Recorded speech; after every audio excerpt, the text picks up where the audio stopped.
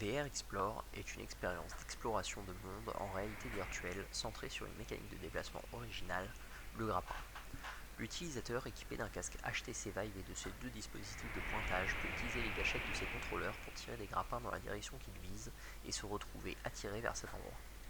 Il peut utiliser les deux grappins au même endroit pour avoir une accélération d'autant plus rapide, ou bien n'en utiliser qu'un, ou encore les positionner à deux endroits différents pour une trajectoire différente.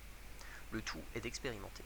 Pour aider l'utilisateur à se repérer dans l'univers virtuel et à ne jamais perdre sa localisation de vue, une mini-carte est présente et indique la position de l'utilisateur au centre ainsi que les positions de ces deux grappins par rapport à lui. On peut toutefois enlever l'affichage de la mini-carte à l'envie en appuyant sur le trackpad de la main gauche. Pour améliorer l'expérience utilisateur et rendre l'utilisation des grappins agréable et immersive, il a fallu passer beaucoup de temps sur le calibrage des formules liées au déplacement, et ce pour ne pas rendre malade l'utilisateur. Un retour perceptif sous forme de son a également été implémenté pour favoriser l'immersion et le sentiment d'appartenance au monde virtuel.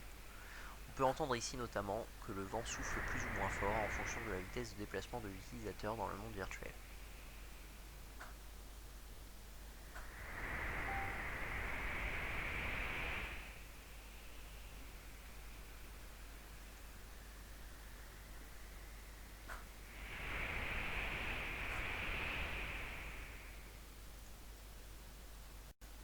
Le développement de cette application s'est fait sous Unity avec l'utilisation d'assets libres de points.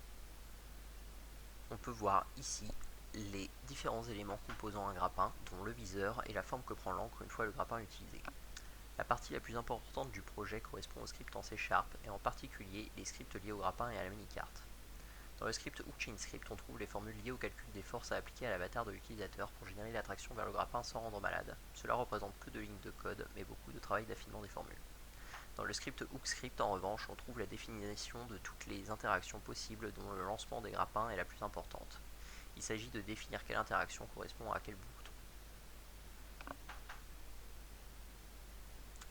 Un troisième script, lié au rigid body de l'avatar de l'utilisateur, permet de gérer plus finement la stabilisation de l'avatar lorsqu'il entre en contact avec le sol ou n'importe quelle surface.